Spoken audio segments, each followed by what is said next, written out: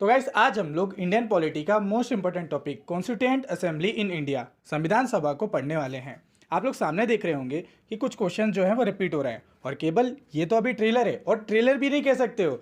अभी मैं आपको जो बताने वाला हूँ आगे उसको देख के आप लोग शॉक्ड हो जाओगे। और वो है ये टेबल। जब आप लोग 30 साल के पीवाईक्यू लगाएंगे तो पीवाईक्यू लगाने के बाद आपको पता चलेगा कि जो कॉन्स्टिट्यूएंट असेंबली है वो डायरेक्टली 40 से ज़्यादा बार जो है वो पूछी गई है। डायरेक्टली बता रहा हूँ जहाँ पर मेंशन है। और अगर आप लोग देखेंगे इनडायरेक्टली इसके अंदर के जो टॉपिक है जैसे भीमराव अम्बेडकर है वो कौन सी कमेटी से रिलेटेड है 22 टाइम्स पूछा गया है। और अगर आप लोग देखोगे जवाहरलाल नेहरू जी को 19 टाइम, ड्राफ्टिंग कमेटी के बारे में जो है वो मेंशन है कितने बार 17 टाइम। ये सारे उसके जो है आप एग्जाम्पल यहाँ पर देख सकते हो। और ये केवल हवा में ही टेबल नहीं बनाई है, ये सारे क्वेश्चन आज मैं आपको सॉल्व भी करवाने वाला हूँ। आप देखोगे यहाँ पर और मैं नीचे स्क्रॉल कर देता हूँ, ये सारे चीज़ का मैं टेस्ट भी लगवाने वाला हूँ आपको। ये सारे क्वेश्चन आप लगाओगे आपको खुद पता चलेगा कि एक्चुअली में मैं जो बोल रहा हूँ ना, ये जो टेबल है हवा में नहीं बनी है, ये पूरी रिसर्च करके बनी है। इसलिए मैं बोलता हूँ ना कि हमारी जो वीडियोस है वो पूरी यूट्यूब में कोई नहीं बना रहा है, पूरी रिसर्च करके कोई नहीं बना रहा है। अगर बना रहा होता तो फिर मुझे बनाने की जरूरत क्यों पड़ती। तो इसलिए ये सारी चीज़ जो है ना आपको बहुत बेनिफिट देने वाली है। अब हम लोग आज की इस वीडियो में बस आपको कुछ नहीं करना है। हम सबसे पहले क्या करेंगे कि मैं आपको कुछ बेसिक बताऊंगा और ये बेसिक पूरा पीवाईक्यू के बेसिस पर ही है। तो ये बेसिक आपका एक बार क्लियर हो गया, उसके बाद पीवाईक्यू लगाने में ना एकदम मक्खन जैसा मजा आने वाला है। आपको बस क्वेश्चन देखना होगा और आपको सारे आंसर जो हैं वो अपने आप आते जाएंगे। बस आपको कुछ नहीं करना है, इस वीडियो को पूरा देखना है, जैसा जैसा मैं बताते जाऊँ वैसा वैसा आपको करते जाना है, ठीक है। और आगे बढ़ने से पहले अगर आप लोग इसकी पीडीएफ चाहते हैं तो पीडीएफ के लिए आप हमारे टेलीग्राम चैनल स्मार्ट एस्पिरेंट को ज्वाइन कर सकते हैं। और अगर आप लोग सीरियस एस्पायरेंट है या लॉ ऑफ अट्रैक्शन पे भरोसा करते हैं तो कमेंट सेक्शन में लिखिए आई विल क्लियर यूपीएससी, या आप जो भी एग्जाम की तैयारी कर रहे हैं with desire rank for manifestation. तो चलिए अब हम लोग बिना देरी किए इसको स्टार्ट करते हैं। तो सबसे पहले एकदम बेसिक से जाते हैं। अभी तक हम लोगों ने देखा है कि जो हिस्टोरिकल बैकग्राउंड हम लोगों ने देख लिया था, जिसमें सारे हम लोगों ने एक्ट देख लिए थे, जिसमें कंपनी रूल और जो हमारा क्राउन रूल है उसके सारे एक्ट देखने के बाद हमको पता चला था कि आखिर जो हमारा संविधान है प्रेजेंट डे में जो हमारा कॉन्स्टिट्यूशन है इसको डेवलप होने में काफ़ी टाइम लगा है। मतलब कि सालों टाइम लगे, सालों लग गए हैं, 200 साल लग गए हैं, तब जाके जो है हमारे कॉन्स्टिट्यूशन में आज जो है वो बेस बन पाया है। और अब जो है हमारे कॉन्स्टिट्यूशन अब बनने के लिए रेडी है क्योंकि उसका बेस जो है वो बन चुका है। अब बेस बन गया है तो बेस बनने के बाद अब उसमें क्या क्या चीज़ें होने वाली हैं, क्या क्या चीज़ें जो है संविधान बनने के लिए क्या क्या जो है प्रोग्राम या क्या क्या कौन कौन आने वाले हैं, पर्सनालिटी आने वाले हैं, अब हम लोग उसको पढ़ने वाले हैं, ठीक है। अब हम लोग बात कर रहे हैं कॉन्स्टिट्यूशन की, लेकिन ये जो कॉन्स्टिट्यूशन है ये होता क्या है ये भी तो पता होना चाहिए हमको।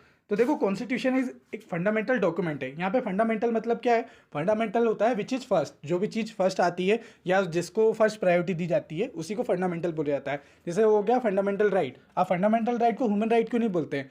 फंडामेंटल राइट जो है वो फंडामेंटल मतलब विच इज़ फर्स्ट, मौलिक अधिकार जो है वो फर्स्ट आने चाहिए आपके, तो इसलिए उसको फंडामेंटल बोला जाता है। ओके, तो जो कॉन्स्टिट्यूशन है ये फंडामेंटल डॉक्यूमेंट है दैट डिफाइन द गवर्नेंस, उनके राइट के बारे में बताता है, उनकी ड्यूटी बताता है, ड्यूटी ऑफ द सिटीजन क्या है, और जो है set out the law of the state. अब देखो एक एक वर्क और रहता है, आपसे पूछा जाएगा कि चीफ पर्पस क्या होता है हमारे कॉन्स्टिट्यूशन का। तो हमारे कॉन्स्टिट्यूशन का जो चीफ पर्पस होता है वो क्या करता है कि लिमिट करता है गवर्नमेंट की पावर को। वो बताता है कि गवर्नमेंट कितना जो है अपनी पावर का यूज़ कर सकती है या नहीं कर सकती है। अब ये लिमिटेड गवर्नमेंट जो है गवर्नेंस के बारे में बात कर रहा हूँ मैं, ये यूपीएससी ने 3 बार पूछ चुका है। और अगर आप लोग एनडीए सीडीएस वगैरह में भी चले जाएंगे तो वहाँ पर भी आपको ये क्वेश्चन सेम क्वेश्चन रिपीट होता हुआ देखने को मिलेगा। तो जो कॉन्स्टिट्यूशन है वो क्या करता है, मेन पर्पस आप ध्यान रख लो कि लिमिट करता है पावर को, किसकी, गवर्नमेंट की, ठीक है। तो ये डायरेक्ट डायरेक्ट क्वेश्चन आया हुआ है और बार बार रिपीट होता है, तो ध्यान रखो, ठीक है। और बाकी ये सारी चीज़ें भी ध्यान रखना। साइलेंट फीचर ऑफ कॉन्स्टिट्यूशन जब हम लोग पढ़ेंगे मैं एक शॉर्ट में पढ़ा दूंगा, बस उसको आप लोग रट लेना, ठीक है। चलो, तो it's regarded a supreme law, इसको सुप्रीम लॉ कहा जाता है। एक होता है नॉर्मल लॉ, जो अलग अलग कानून होते हैं, छोटे छोटे कानून होते हैं, लेकिन ये सुप्रीम कानून है, मतलब कि जो है सबसे ऊपर, जो जिसको सबसे पहले टॉप पर दिया जाता है, तो वो इसको बोला जाता है, ठीक है। अब कुछ फीचर्स है, जैसे इसको जो बोला जाता है कि ये वर्ल्ड का लॉन्गेस्ट रिटन कॉन्स्टिट्यूशन है। ओके, यहाँ पर आपको 395 आर्टिकल देखने को मिलेंगे। अब आप लोग बोलोगे कि अभी कितने सारे आर्टिकल जो हैं वो अमेंडमेंट से ऐड हुए हैं, तो वो ऐड हो गए, वो इसके सब आर्टिकल बन जाएंगे, लेकिन वो टोटल उसमें काउंट नहीं होंगे कि इतने ज़्यादा बढ़ गए हैं या उसमें हो गए। टोटल हमारे 395 ही हैं, इसके अंदर सब पार्ट में जो है वो ऐड होते जाते हैं, ठीक है। 12 शेड्यूल है और 22 पार्ट है हमारे। और शेड्यूल पे भी हम लोग अलग से वीडियो लाएंगे जिसमें 5th शेड्यूल 6th शेड्यूल से क्वेश्चन हर साल आते ही हैं, लेकिन बाकी शेड्यूल भी हम लोग कर लेंगे और उससे जितने भी PYQ अभी तक आए वो सब कर लेंगे हम लोग। आने वाली है वीडियो, आप टेंशन मत लो, इसलिए चैनल को सब्सक्राइब करके बैठो, बहुत ही मज़ेदार जो है वीडियोस आने वाली है और आपको वो चीज़ कहीं और नहीं मिलने वाली। ओके, आपको पता है कि मैं हमेशा वही चीज़ लाता हूँ जो कोई नहीं करवा रहा है और जो सबसे ज़्यादा ज़रूरत है।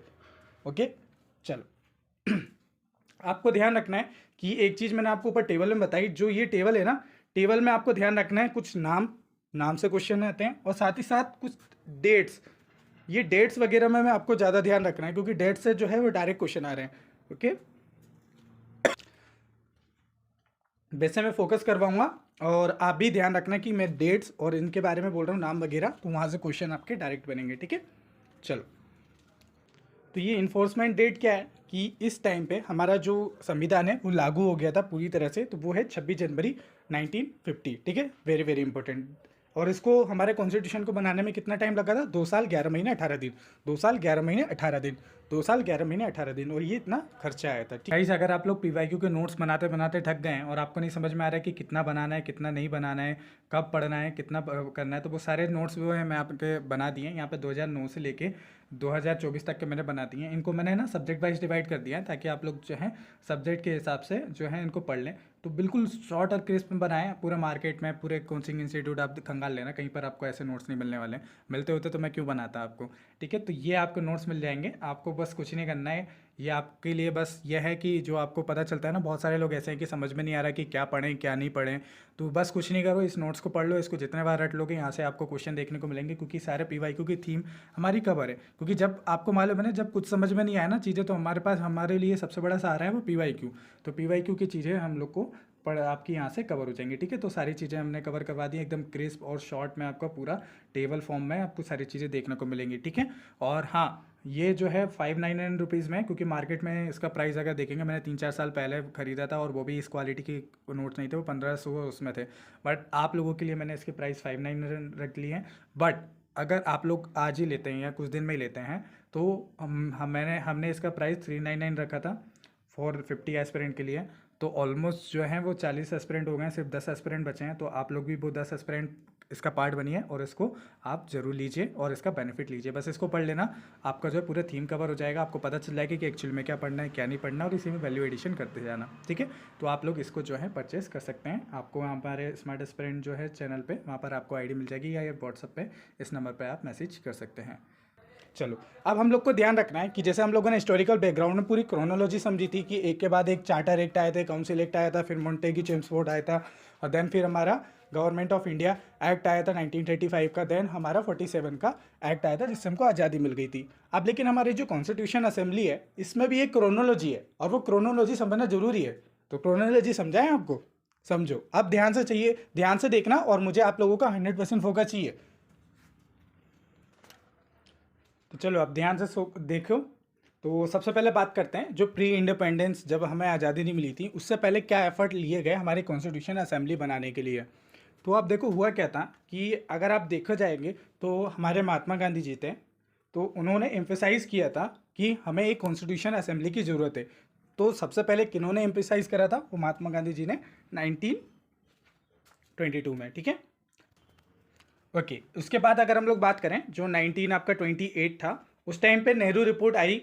तो ये जो नेहरू रिपोर्ट थी, इसमें का जो ड्राफ्ट था वो मोतीलाल नेहरू जी ने जो है इसको ड्राफ्ट बनाया था, और इसको ना स्वराज कॉन्स्टिट्यूशन कहा जाता है। एक तरीके से कह लो कि इस टाइम पे हमारे कॉन्स्टिट्यूशन की मांग उठ गई थी, एक तरीके से इसको स्वराज कॉन्स्टिट्यूशन बोला जा रहा है ना, कि खुद का राज अब हम लोग को चाहिए। तो इसको जो है बोला गया था स्वराज कॉन्स्टिट्यूशन।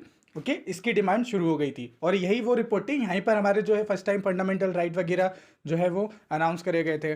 और आप देखोगे कि जब आप कॉन्स्टिट्यूशन वाला आप एपिसोड देखेंगे, अगर आपको टाइम मिले तो आप लोग क्या करना, राज्यसभा में कॉन्स्टिट्यूशन करके या संविधान करके एपिसोड्स हैं पूरे, आप एक बार वो देख लोगे तो उन सब में आपको ये छोटी छोटी क्लिप्स देखने को मिल जाएंगी, जब यहाँ पर फंडामेंटल राइट की बात करी गई थी, या इस जब नेहरू रिपोर्ट में, या कोई जो अधिवेशन हुआ था आपका कांग्रेस का अधिवेशन, उसमें कब बात करी गई थी। तो एक बार वो कॉन्स्टिट्यूशन में देख लोगे ना, वो संविधान वाला एपिसोड, तो उसमें आपको पता चलेगा कि एक्चुअली किस तरीके से डेवलप हो रहा है हमारे फंडामेंटल राइट और जो जितनी भी सारी चीज़ें हैं, तो वो आप देख लोगे तो वो काफ़ी अच्छी सीरीज़ है। ठीक है, तो आप लोग ना ये कॉन्स्टिट्यूशन को जीने लगोगे, पॉलिटी को जीने लगोगे।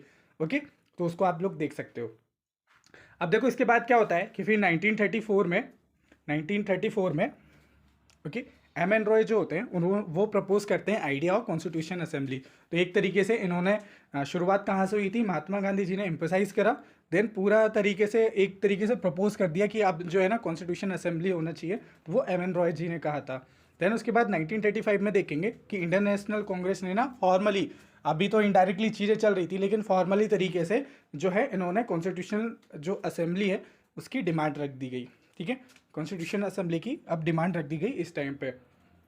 ओके, और आप देखोगे फिर 1940 में एक अगस्त प्रपोजल आया जिसमें बात करी गई थी कि अब जो है इंडिया को डोमिनियन स्टेटस दे दिया जाएगा, बट हम लोगों ने इसको रिजेक्ट कर दिया था। जो इंडियन नेशनल कांग्रेस थी उसने इसको रिजेक्ट कर दिया था।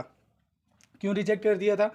क्योंकि ये डोमिनियन स्टेटस की बात कर रहे थे। डोमिनियन स्टेटस मतलब कि हम अपना राज्य चलाएंगे, हम अपने देश में सारे काम करेंगे, लेकिन जो नाम किसका होगा, जो मतलब सुप्रीम कौन होगा, वो होगा आपका ब्रिटिश सरकार जो है वो सुप्रीम होगी, बाकी सब कुछ जो है हम लोग अपने हिसाब से ही कराएंगे। तो एक तरीके से डोमिनियन स्टेटस की बात कर रहे थे कि हम लोग उनकी छत्रछाया में ये सारे काम करेंगे, मतलब कि सुप्रीम लीडर कौन रहेगा, वही रहेंगे, ब्रिटिश लोग ही रहेंगे, बाकी तुम अपने हिसाब से करो। तो डोमिनियन स्टेटस की बात कर रहे थे उस टाइम पे।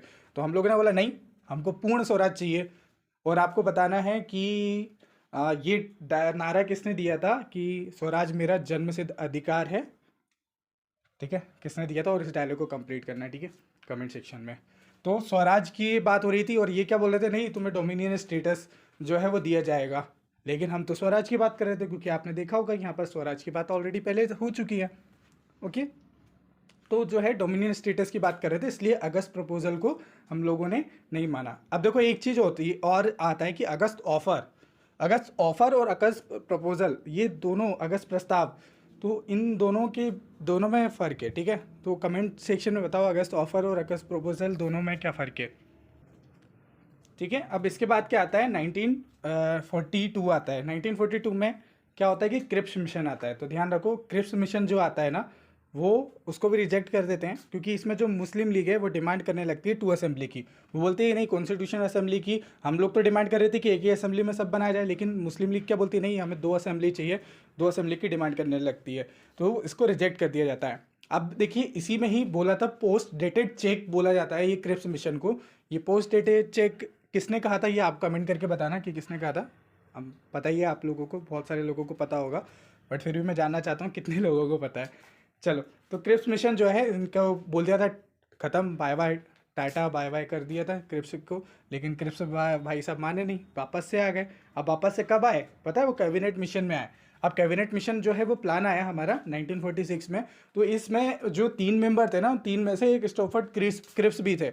तो वो क्रिप्स भी इसके कैबिनेट मिशन के जो है वो मेंबर थे। और देन इन्होंने फाइनली जो है वो प्रपोज करी कि बोला गया कि चलो अब जो है कॉन्स्टिट्यूशन असेंबली को बनाते हैं। ओके, तो ये हमारी कॉन्स्टिट्यूशन असेंबली के लिए प्रपोजल बना दिया। अब इसके बाद ये जो कैबिनेट मिशन प्लान आया था 1946 में, इसमें ब्रिटिश गवर्नमेंट ने एक जो है सेंड करा था कि जो डेलीगेशन है under the cabinet mission plan and propose करा था कि जो कॉन्स्टिट्यूशन असेंबली है वो बन जाएगी। तो इस टाइम पे जो सीट एलोकेशन की बात होना शुरू हो गई थी, वो हो गई थी 389 जो है टोटल सीटें जो है एलोकेशन करी जाएंगी। उसमें से जो 296 हैं ये ब्रिटिश इंडिया से रहेंगे, उसमें 93 रहेंगे प्रिंसली स्टेट से, और जो सीट डिस्ट्रीब्यूशन करा जाएगा वो एक सीट रखी जाएगी 10 लाख लोगों पर। तो ये ध्यान रखो कि 10 लाख लोगों पर एक सीट होगी, मतलब कि इलेक्शन जो होगा 10 लाख लोग होंगे, उनमें से सिर्फ एक ही पर्सन जो है चुना जाएगा उनकी असेंबली से। ठीक है, ओके, तो टोटल सीट जो है वो रिड्यूस कर दी गई थी। बाद में आप देखोगे पार्टीशन के बाद जो है, पार्टीशन के बाद ये जो है पूरी सीट रिड्यूस हो गई थी। अब देखो आपको ध्यान रखना है कि जुलाई और अगस्त जो 1946 था, इसमें इलेक्शन हुए, और इलेक्शन के बाद जो है वो कितनी सीट में हुए थे, वो 9 296 जो है सीट वहाँ पर हुए थे, जिसमें कांग्रेस ने इतने जीते थे, मुस्लिम लीग ने 73, और जो है फिर आप देखोगे इंडिपेंडेंट अगर देखा जाए तो वो 15 सीटें थी। अब देखो इसी में पता चल रहा था कि मुस्लिम लीग के पास बहुत कम सीट आई है, कांग्रेस के पास ज़्यादा आई है, तो जो पाकिस्तान की मांगना और एकदम से बढ़ गई। ठीक है, तो एकदम से फिर दंगे वंगे होने लगे थे। ओके, तो ये सारी चीज़ तो वो हमारी हिस्ट्री में चले आती है, बट अब आपको ध्यान रखना है इसके बाद की अगली डेट, और वो सुपर इंपॉर्टेंट है कि 9 दिसंबर 1946 को हमारी फर्स्ट मीटिंग होती है कॉन्स्टिट्यूएंट असेंबली की। तो ध्यान रखो कि संविधान सभा की पहली बैठक कब हुई थी? वो हुई थी 9 दिसंबर 1946 को। ठीक है, ध्यान रखना है। उस टाइम पे आपको इतने सदस्य जो हैं उपस्थित थे। मुस्लिम लीग ने जो है इसका बहिष्कार कर दिया था, तो ध्यान रखिए मुस्लिम लीग ने इसका जो है वो बहिष्कार कर दिया था। अब देखो सीधा सीधा आपको अब ये चीज़ ध्यान रखना है कि वो पूछ लेता है क्वेश्चन में कि संविधान सभा की पहली बैठक कब हुई थी, तो आपको एग्जैक्टली डेट याद रखना है। इसके बाद अगली डेट याद रखनी है कि जो 11 दिसंबर है, 11 दिसंबर 1946 में इस टाइम पे क्या हुआ था कि ये जो है एक तरीके से ये कह सकते हो कि ये दूसरी बैठक थी, बट इस टाइम पे ना डॉक्टर राजेंद्र प्रसाद जो हैं इनको परमानेंट चेयरमैन घोषित किया गया। अब एक चीज़ और ध्यान रखना है कि ये जो 9 दिसंबर 1946 था, इस टाइम पे जो अध्यक्ष थे वो थे डॉक्टर सच्चिदानंद सिन्हा, जो कि परमानेंट नहीं थे, वो टेम्प्रेरी अध्यक्ष बनाए गए थे कॉन्स्टिट्यूएंट असेंबली की।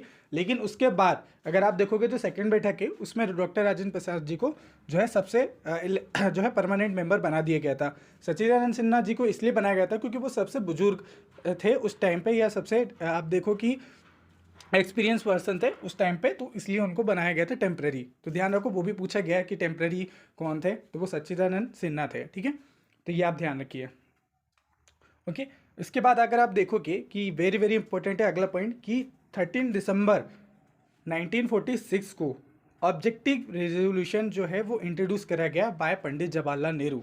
तो आपको ये डेट ध्यान रखनी है कि कब उद्देश्य प्रस्ताव जो है वो इंट्रोड्यूस किया गया था हमारी कॉन्स्टिट्यूएंट असेंबली में, वो करा गया था आपका 13 दिसंबर 1946।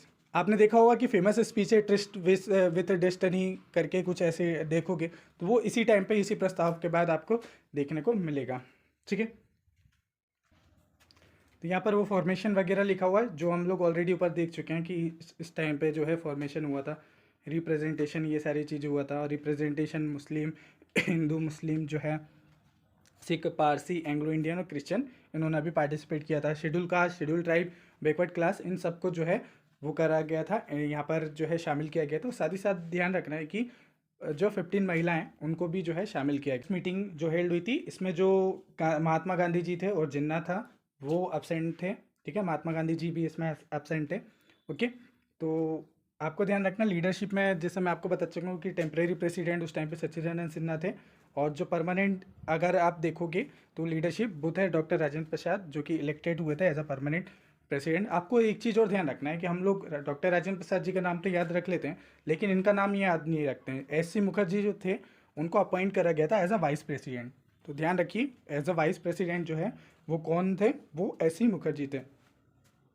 ओके, अब एग्जाम पॉइंट ऑफ व्यू से एक चीज़ और ध्यान रखना है कि चर्चिल ने कहा था कि the meeting look as a bride is missing in a wedding.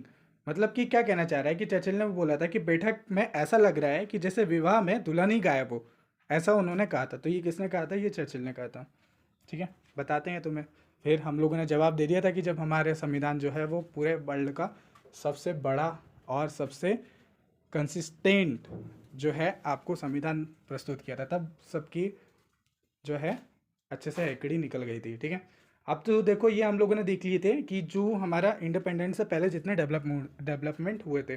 अब हम लोग बात करते हैं पोस्ट इंडिपेंडेंट डेवलपमेंट के बारे में। तो अब देखो जो 13 दिसंबर को हम लोगों ने, मतलब पंडित जवाहरलाल नेहरू जी ने जो ऑब्जेक्टिव रेवोल्यूशन जो उद्देश्य प्रस्ताव जो है प्रस्तुत किया था, अब ना 22 जनवरी 1947 को ये जो प्रस्ताव है इसको ना एक्सेप्ट कर लिया जाता है। ठीक है, तो सर्वसम्मति से, मतलब कि सबके सम्मति से जो इसको एक्सेप्ट कर लिया जाता है। और ये जो ध्यान रखो कि यही जो ऑब्जेक्टिव रिवोल्यूशन मतलब रिजोल्यूशन है, सॉरी, तो रिजोल्यूशन ही आगे जाके हमारी प्रस्तावना प्रीएम्बल बनता है। ठीक है, तो हमारे संविधान पर जो प्रीएम्बल है वो वो जो ऑब्जेक्टिव रेजोल्यूशन जो प्रस्तुत किया गया था, उद्देश्य प्रस्ताव प्रस्तुत किया था, यही जाके हमारी प्रस्तावना बनाता। तो ध्यान रखो, ठीक है। ये डेट्स भी इंपॉर्टेंट है, ओके। डेट्स भी डायरेक्ट पूछ ली जाते हैं। अब देखो ये जो उद्देश्य प्रस्ताव था, इसमें बेसिकली जो है क्या क्या चीज़ें आपको ध्यान रखनी है। पंडित जवाहरलाल नेहरू जी द्वारा इसको प्रस्तुत किया था, ठीक है। ये फिलोसफिकल फाउंडेशन थी कि इसमें बताया गया था कि बेसिकली जो है यही हमारे कॉन्स्टिट्यूशन की प्रस्तावना है, हमारे कॉन्स्टिट्यूशन के ये जो है रहेंगे उद्देश्य रहेंगे, क्योंकि इसका नाम ही उद्देश्य जो है उद्देशिका बोला जाता है इसको। तो ये हमारे प्रीएम्बल में जाके आगे शामिल हो गया था। आप देखोगे कि जब ये लागू हुआ था या जो हमारे कॉन्स्टिट्यूशन बन के तैयार हो गया था, जिसे संविधान दिवस कहते हैं, आप देखना है कि स्पीच है संविधान वाले एपिसोड्स में, तो उसमें ये पूरी हमारी प्रस्तावना बोली गई है, ठीक है। ओके, इसमें क्या क्या की पॉइंट है कि इसमें बोला गया था कि सॉवरेन रिपब्लिक के बारे में बात करी गई थी कि इंडिया वुड बी सॉवरेन, जो है टेरिटोरियल इंक्लूजन की बात करी गई थी, इक्वल राइट्स के बारे में बात करी गई थी, फ्रीडम, स्पेशल प्रोटेक्शन और अल्टीमेट पावर के बारे में इसमें बोला गया था, ठीक है। तो बाकी हम लोग जो है ना, जब हम प्रीएम्बल पढ़ेंगे तो प्रीएम्बल में मैं आपको इसके बारे में बता दूंगा, ठीक है। और इसके बाद देखोगे कि ये जो डेट है ये आप ध्यान रख लेना कि इसको एक्सेप्ट कर लिया गया था। इसके बाद जो अगली इंपॉर्टेंट डेट आती है कि वो आती है 9 जून को। 9 जून 1947 को ये एकदम सैड वाला डे होता है, क्योंकि इस टाइम पे जो माउंटबेटन प्लान है वो आ चुका होता है और उसमें एक्सेप्ट कर दिया जाता है पार्टिसिपेशन की डिमांड को। तो इस टाइम पे एक तरीके से पार्टीशन जो है उसको एक्सेप्ट कर लिया गया था। और देन फिर आपको पता है कि जुलाई 1947 है, उसमें उस टाइम पे आप देखोगे कि इंडियन इंडिपेंडेंट एक्ट जो है उसके माध्यम से रिड्यूस कर दी गई थी जो असेंबली की सीटें, वो 299, ठीक है, मतलब 299 कर दी गई थी।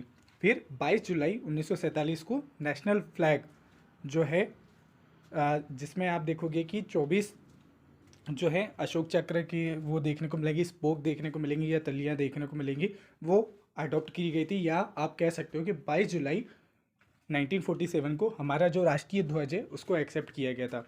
आपको ये कमेंट करके बताना है कि ये जो राष्ट्रीय ध्वज है ये प्रेजेंट जो है वो किसने करा था, ठीक है। इंपॉर्टेंट पर्सनैलिटी हैं, महिला हैं, तो बताइएगा आप कमेंट सेक्शन में कि किन्होंने जो है हमारे राष्ट्रीय ध्वज को असेंबली में प्रेजेंट किया था, ठीक है। वैसे अगर आप देखोगे कि हमारे जवाहरलाल नेहरू जी ने वो बता दिया था, बट एक्सेप्ट जो है वो एक तरीके से इस टाइम पे आप देखोगे कि अपना लिया गया था और ये जो है ये फ्लैग को लेकर आई थी। तो बताना आप लोग कमेंट करके, ठीक है।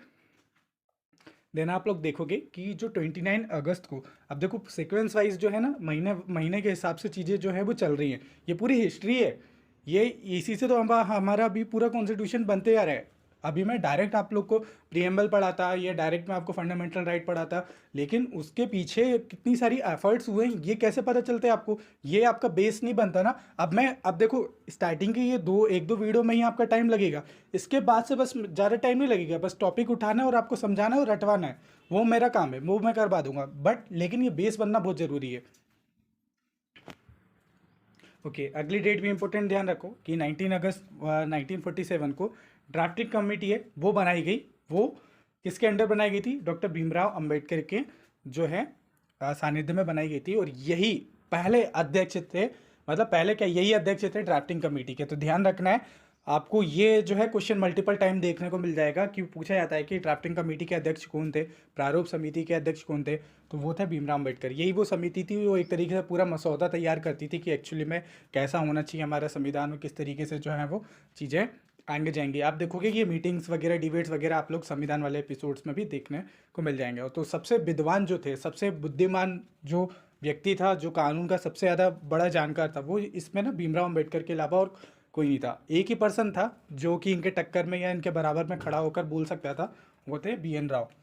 तो बी.एन. राव, और इन्होंने आप देखोगे कि इन्होंने, डॉक्टर भीमराव अम्बेडकर ने, जब संविधान बन गया था तो इन्होंने खुद अपने मुंह से अभी कहा था कि आप लोग संविधान बनने के बाद पूरा क्रेडिट मुझे देंगे, बट इन्होंने खुद कहा था कि जितना क्रेडिट मुझे जाता है, जितना जो है आप मुझे बोलेंगे कि मैंने ये संविधान का निर्माण करा है, उतना ही क्रेडिट जो है वो बी.एन. राव को भी जाता है, क्योंकि उनका भी उतना ही योगदान रहा है इस संविधान को जो है प्रारूप बनाने में या संविधान को बनाने में, ठीक है। तो वो बोला गया था। अब एक चीज़ आपको ध्यान रखना है कि 26 नवंबर 1949 को जो है कॉन्स्टिट्यूशन को अडॉप्ट किया गया था। ध्यान रखना है, अडॉप्ट किया गया था इसी दिन, जो है आप देखोगे कि 26 नवंबर को कॉन्स्टिट्यूशन डे बनाया जाता है। ओके, और आपको ध्यान रखना है कि जो 24 जनवरी है 1950 को ये जो कॉन्स्टिट्यूशन है उसमें साइन कर दिए गए थे 284 जो है मेंबर उन्होंने, और जो है राजेंद्र प्रसाद जी को फर्स्ट प्रेसिडेंट जो है डिक्लेयर किया गया था। तो ये डेट ना सारी इंपॉर्टेंट है, इसलिए मैंने क्रोनोलॉजी वाइज एक के बाद एक जो है पूरी डेट कर दी है। तो ध्यान रखना है इस टाइम पे कॉन्स्टिट्यूशन डे और इस टाइम पे हमारा संविधान लागू हो गया था, सभी लोगों ने साइन कर दिया था। ठीक है, तो ध्यान रखना है। इसके बाद अगर आप देखोगे कि 26 जनवरी 1950 को फुल्ली अगर देखा जाए तो पूर्ण रूप से लागू हो गया था, और साइन कब करे थे वो 24 जनवरी 1950 को करे थे, और पूर्ण रूप से लागू या पूरी तरह से जो है लागू किया गया था, और इस दिन को बनाया गया था गणतंत्र दिवस। इसी को हम लोग 26 जनवरी के रूप में जो है बनाते हैं। ठीक है, चलो, तो ये फुल्ली जो है इन्फोर्स हो गया था। ओके, रिपब्लिक डे नहीं होता है, रिपब्लिक डे हम लोग मतलब रिपब्लिक डे ही होता है, गणतंत्र दिवस होता है। और जो इंडिपेंडेंट डे है वो हम लोग कब बनाते हैं, 15 अगस्त को बनाते हैं। ठीक है,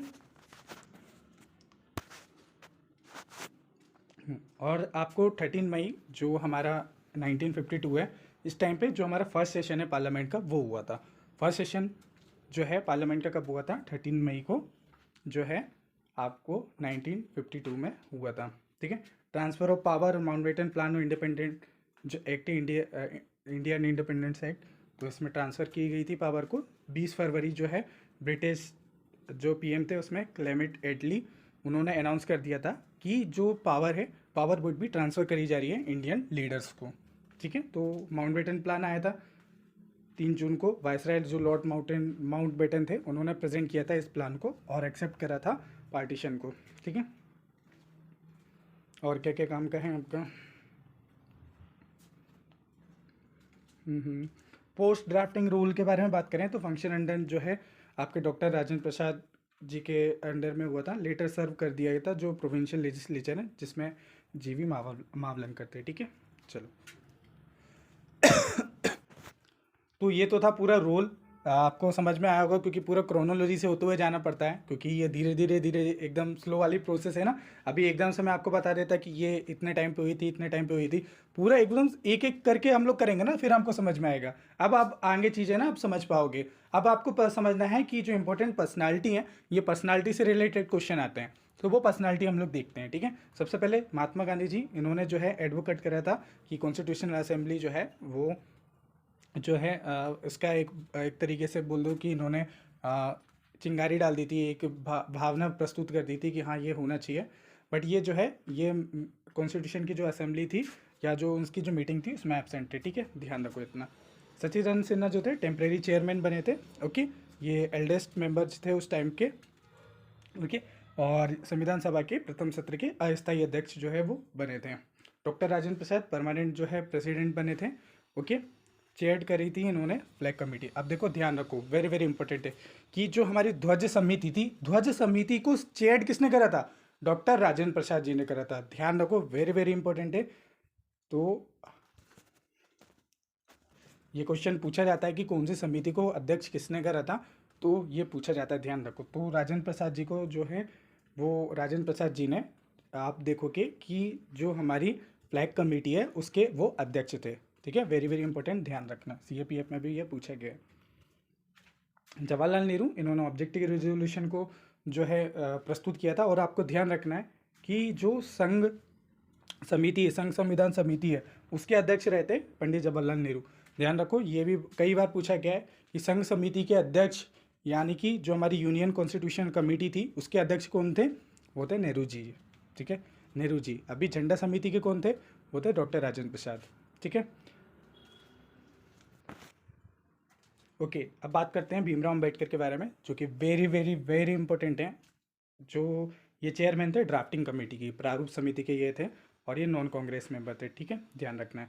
BN राव जो कि एडवाइज़र थे, कॉन्स्टिट्यूशन एडवाइज़र, इनको मतलब कि हर चीज़ के लिए राह जो है इन्हीं से ली जाती थी, एडवाइजिंग जो है वो इन्हीं से ली जाती थी, तो ध्यान रखना है। ठीक है, इसके बाद जो है प्रेम बिहारी नारायण रायजादा जो थे, ये इन्होंने हैंड रोट ओरिजिनल जो है कॉपी कॉन्स्टिट्यूशन की जो है ना हाथ से लिखी है, हाथ से हैंड रिटन जो है वो इन्हीं ने लिखी थी। ठीक है, तो इनको ध्यान रखना है कि प्रेम बिहारी नारायण जो है रायजादा, इन्होंने संविधान की जो मूल हस्तलिखित जो है प्रतियाँ तैयार इन्हीं ने ही की थी। ठीक है। इसके बाद अल्लादी कृष्ण स्वामी जो अय्यर हैं, ये ड्राफ्टिंग कमेटी के मेंबर थे और एडवोकेट कर रहा था for a strong supreme court जो है इन्होंने। ठीक है। मतलब कि संविधान की जो है मसौदा समिति के एक सदस्य थे और मजबूत जो है सर्वोच्च न्यायालय के जो है ये जो है पक्षधर थे। ठीक है। इसके बाद आपको और ध्यान रखना है कि देखा जाए कि हिस्टोरिकली नॉन जो है परमानेंट इलेक्टेड जो प्रेसिडेंट थे कॉन्स्टिट्यूशन असेंबली के, वो थे डॉक्टर राजेंद्र प्रसाद। सचिदानंद सिन्हा टेम्परेरी थे। और एक चीज़ और ध्यान रखना है, जो H.C. मुखर्जी थे, ये कौन थे? ये वाइस प्रेसिडेंट थे कॉन्स्टिट्यूशन असेंबली के। ठीक है। और जो इसके बाद आपको कृष्णमाचारी वगैरह देखने को मिल जाएंगे। बी एन राव जो है, आप देखोगे कि ये एडवाइज़र थे। ठीक है, ध्यान रखना है। अब आपको एक चीज़ और ध्यान रखनी है कि कमेटी और जो है उनके जो मेन अध्यक्ष कौन थे वो।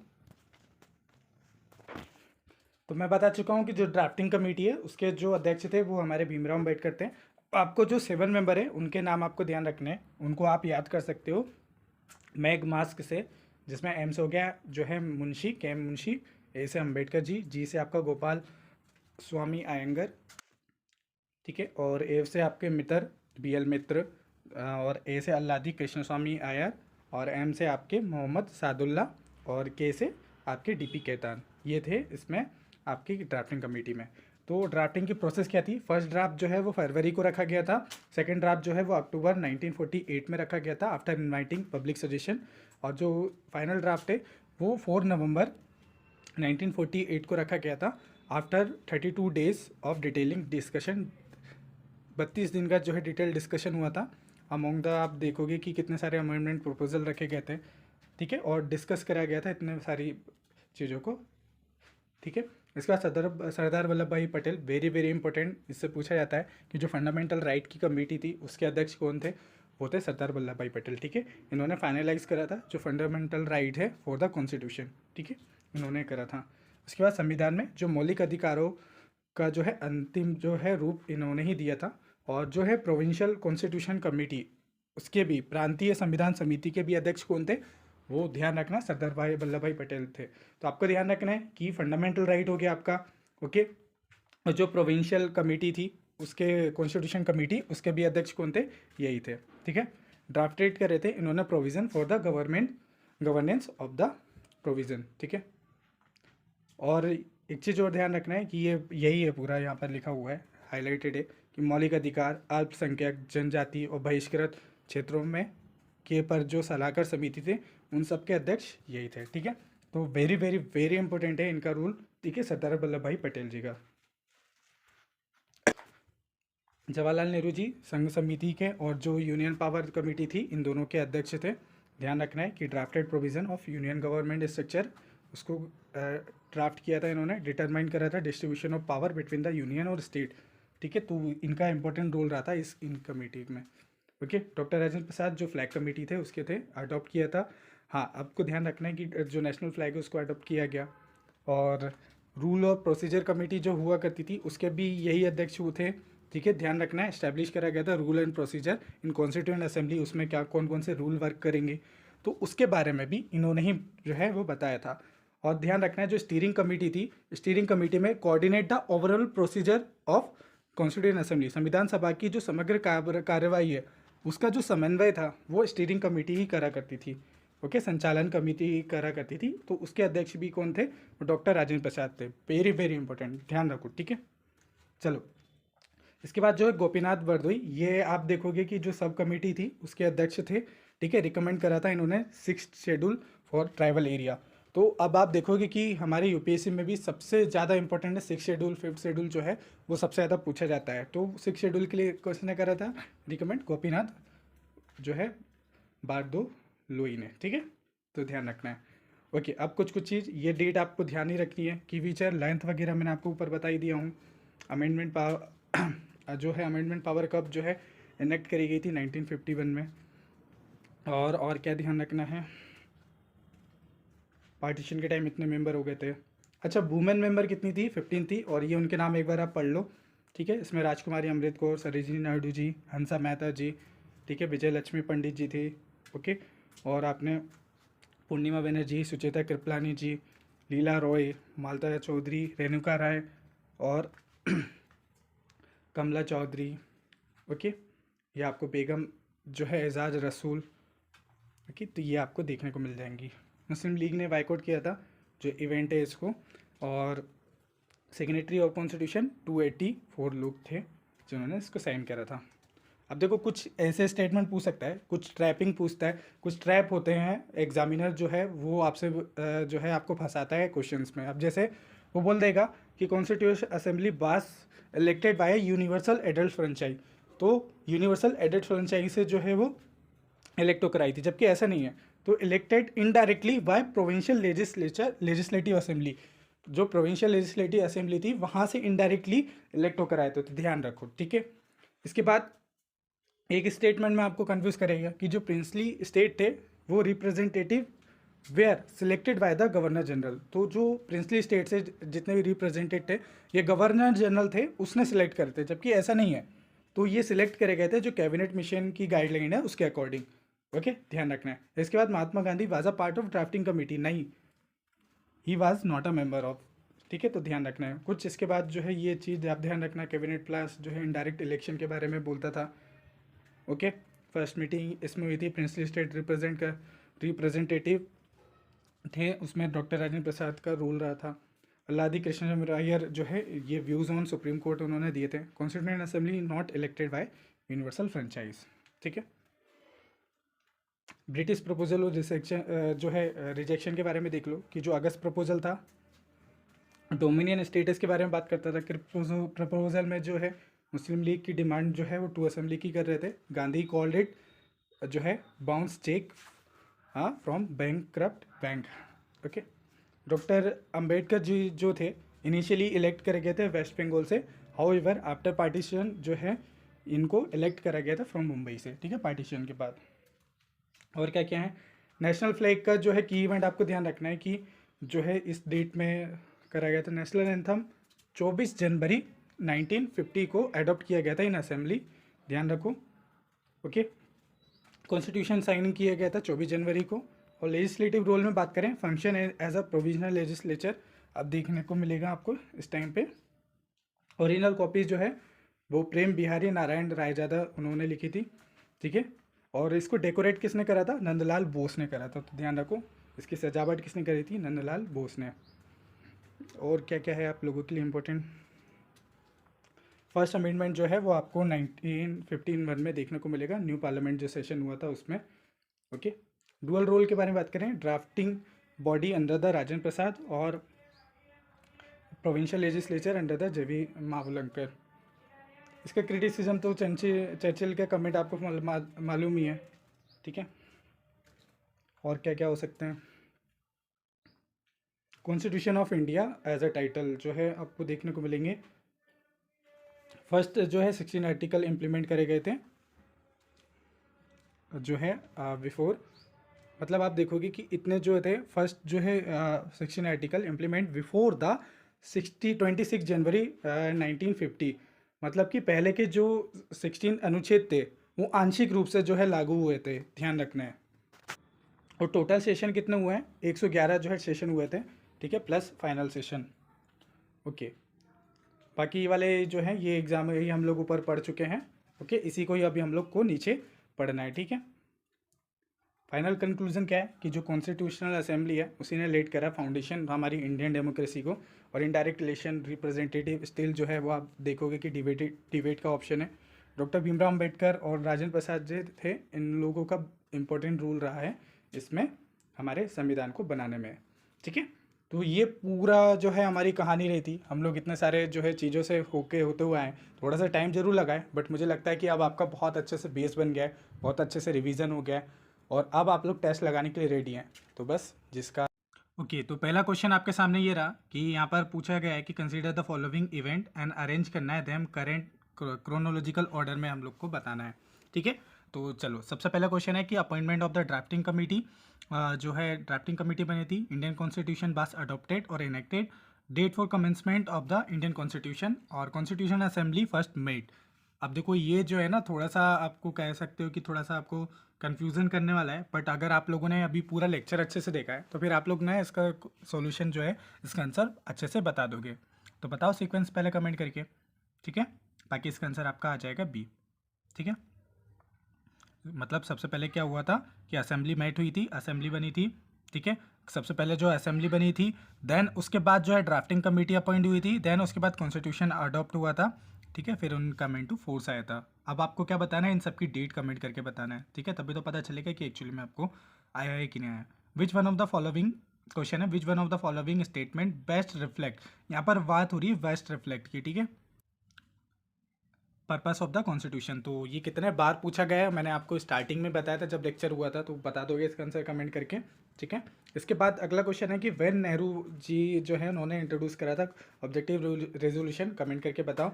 मैं फास्ट चलूँगा यहाँ पे क्योंकि क्वेश्चन ईजी रहेंगे, कुछ क्वेश्चन ईजी रहेंगे, और जो जहाँ पे लगता है कि थोड़ा सा ट्विस्ट होगा तो वहाँ पे मैं थोड़ा सा रुक जाऊँगा। बाकी जो है मोस्टली क्वेश्चन के आंसर आप लोग आसानी से दे दोगे क्योंकि अगर आप लोगों ने लेक्चर अच्छे से देखा है। तो चलिए, कंसीडर द फॉलोइंग स्टेटमेंट, जो है कॉन्स्टिट्यूएंट असेंबली से रिलेटेड बता रहा है, पूछ रहा है कि जो फाइनल सेशन हुआ था कॉन्स्टिट्यूएंट असेंबली का, ये हुआ था आपका 24 जनवरी 1950 को। The final session Rajendra Prasad ji जो थे उनको डिक्लेयर करा गया था इलेक्टेड प्रेसिडेंट ऑफ इंडिया, ठीक है। तो आपको बताना है कमेंट करके कि कौन सा आंसर इसका सही होगा, ठीक है। 4th नंबर का जो है आपको आंसर बताना है पहले कमेंट करके, ठीक है, ठीक है। तो दोनों सही है इसमें। इसके बाद अगला क्वेश्चन है कि जो आपका नेशनल फ्लैग है, national flag was adopted by the constituent assembly 22 जुलाई को जो है वो अडॉप्ट किया गया था, या और नेशनल फ्लैग पे आप देख रहे होगे, वैसे हिमाचल पीसीएस में पूछा गया और नेशनल फ्लैग पे हमारे यूपीएससी में भी काफ़ी क्वेश्चन आए। अभी मैं एक वीडियो लाने वाला हूँ नेशनल फ्लैग पे, तो टेंशन मत लो। तो वो नेशनल फ्लैग पे हम लोग जितने भी और PYQ हैं वो हम लोग कवर कर लेंगे उसमें। तो इस टाइम पे करा गया था। यह दूसरा स्टेटमेंट है कि जो नीलम संजीव रेड्डी थे ऑल्सो जो है work as a speaker Lok Sabha before the election of president of India. तो इसका सही आंसर क्या आएगा, कमेंट करके बताओ पहले, ठीक है। तो इसका सही आंसर आएगा जो है वो बोथ स्टेटमेंट आर करेक्ट। तो देखो इसका आंसर आ जाएगा, आपका आंसर जो है इसका ए सही रह जाएगा, ठीक है। चलो अगला क्वेश्चन देखते हैं हम लोग, जो 6वें नंबर का है कि 2 स्टेटमेंट दिए हैं आपके सामने, तो दोनों स्टेटमेंट के बारे में आप पहले पढ़ो। अगर इस टाइप के क्वेश्चन आप सॉल्व कर लेते हो ना, ये आपके सिर्फ स्टेट पीसीएस नहीं, आपके यूपीएससी में भी इस टाइप के क्वेश्चन आपको स्टेटमेंट वाइज क्वेश्चन देखने को मिल जाते हैं। और एग्जैक्टली जो है कि ये जो फैक्ट वगैरह ये तो सब जगह कॉमन ही है, तो इनको देखो। चलो सबसे पहले आप पढ़ो। तो पूछ रहा है स्टेटमेंट है जो कॉन्स्टिट्यूशनल डे है इस सेलिब्रेट करा जाता है वो हर साल 26 नवंबर को कॉन्स्टिट्यूशन वैल्यू को जो है प्रमोट करने के लिए। उसके बाद 26 नवंबर जो है 1949 को जो constitution assembly setup a drafting committee under the chairmanship of जो है भीमराव अम्बेडकर। तो बताओ कौन सा सही है कौन सा गलत है, साफ साफ आपको पता चल रहा है कि कौन सा सही है कौन सा गलत है, ठीक है। तो इसका सही आंसर आ जाएगा आपका कि सेकंड स्टेटमेंट गलत है, पहला सही है, ठीक है। अब देखो यहाँ पर ना 150 क्वेश्चन है, तो मैं थोड़ा सा फास्ट चल रहा हूँ। अब आपको सिर्फ आंसर कमेंट करके बताना है। थोड़ा सा आप लोग सोचेंगे उसके बारे में, वीडियो को थोड़ा सा एक बार वापस से पीछे जाकर देखेंगे, या इसकी जो PDF है आप कुछ नहीं करना, कभी अगर डाउट हो अभी तो सिर्फ आप अटेम्प्ट करते जाओ, कमेंट सेक्शन में आपका आंसर लिखो। कमेंट सेक्शन में जितने आंसर लिखोगे उसके बाद जो भी बचेगा आप लोग क्या है प्रीमियम ग्रुप में जाके उसके आंसर्स देख लोगे, उसमें सारे आपको इसका एक्सप्लेनेशन भी मिल जाएगा। अगला क्वेश्चन है 7th नंबर पे कि जो ऑब्जेक्टिव रेजोल्यूशन है वो इस टाइम पे प्रस्तुत किसने करा था, कमेंट करके बता दोगे। फिर अगला क्वेश्चन है कि कॉन्स्टिट्यूशन असेंबली से रिलेटेड क्या सही है, कि फर्स्ट मीटिंग जो है वो 9 दिसंबर को हुई थी, जो है फर्स्ट परमानेंट प्रेसिडेंट जो थे वो सचिदानंद सिन्हा थे, ओके। या तो मुस्लिम लीग थी, उन्होंने बाइकआउट करा था। तो बताओ इसका आंसर कमेंट करके, ईजी है बता दोगे, तो इसका आंसर मेरे को बताने की ज़रूरत नहीं है, ठीक है। अब बताओ कि जो है हमारे कॉन्स्टिट्यूशन जो है उसको बनने में कितना टाइम लगा था, कितना ड्यूरेशन लिया था, 2 साल 11 महीने 18 दिन या 10 महीने, ठीक है। कमेंट करके बताओ इसका आंसर।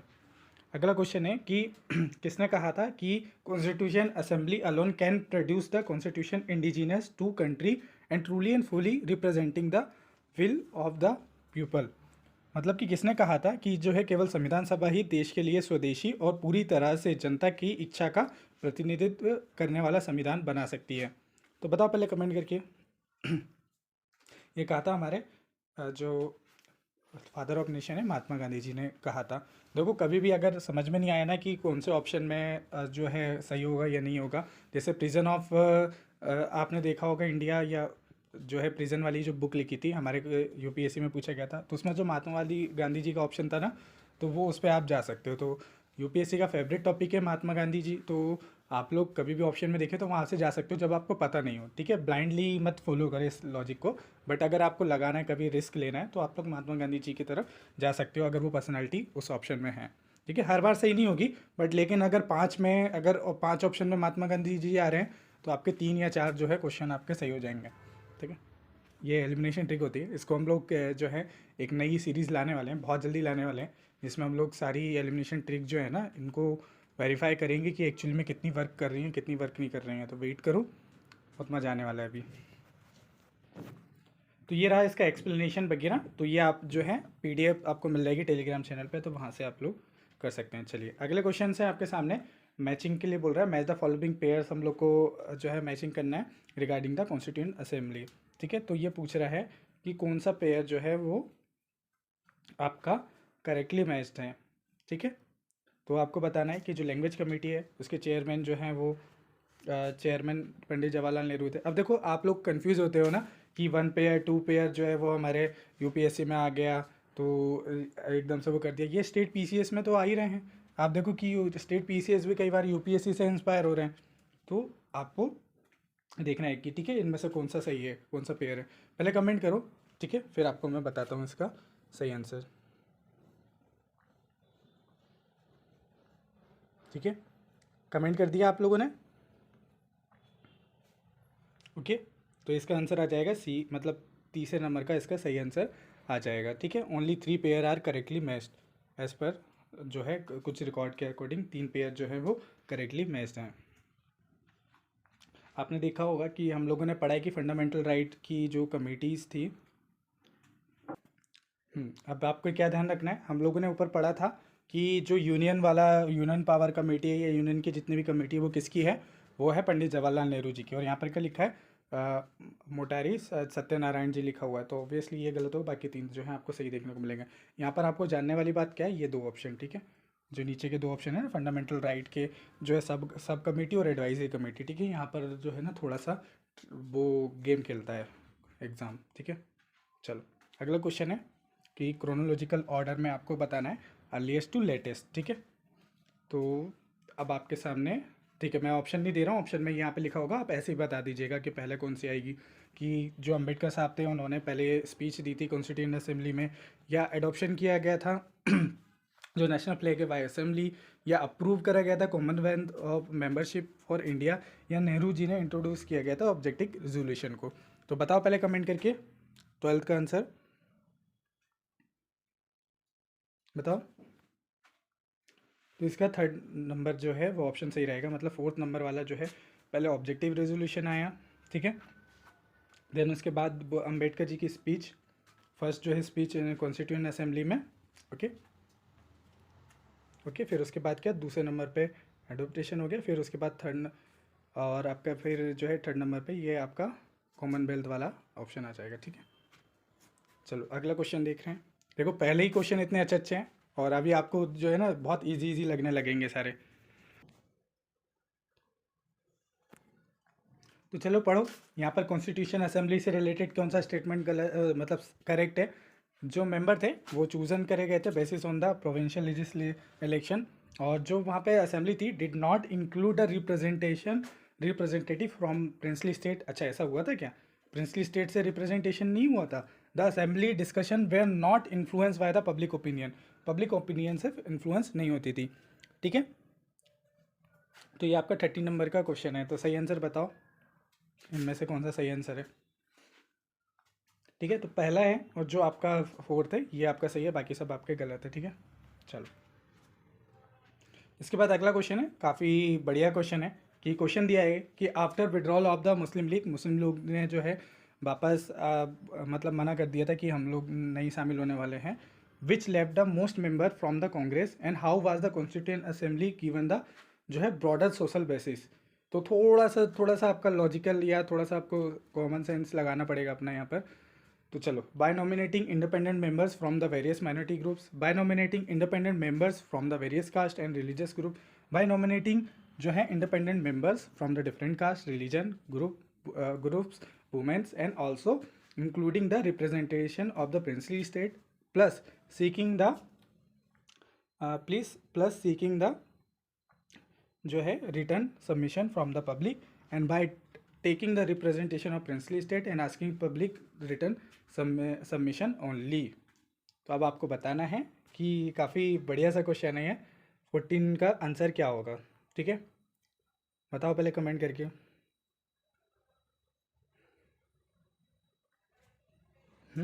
तो इसका सही आंसर आ जाएगा आपका, ओके, तो इसका सही आंसर आएगा आपका 14 का 2, ठीक है, 14 का 2। जो इंडिपेंडेंट मेंबर है, by nominating independent member in various caste और रिलीजियस ग्रुप से जो है आपको देखने को मिलेंगे, ठीक है।